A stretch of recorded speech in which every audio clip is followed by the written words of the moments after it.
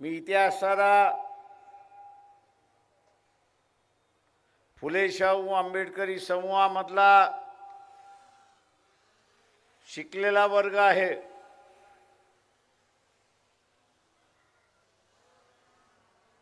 त्याला असं आवाहन करतोय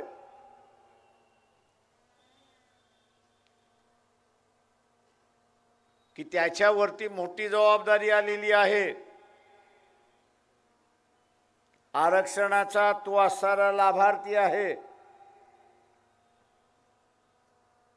आरक्षणातला तो हुशार आहे म्हणून त्याला नोकरी लागली।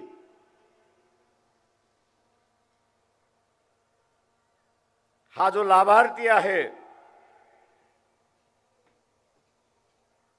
या लाभार्थ्याने आता सज्ज झालं पाहिजे।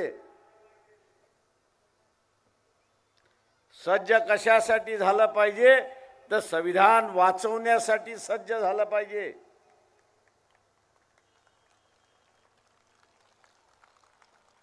लाभार्थी आहे तो, आणि म्हणून त्याने या निवडणुकीमध्ये त्यांनी किंवा त्याच्या नातेवाईकाच्या मार्फत योगदान दिलं पाहिजे, हे आपण लक्षात घ्या।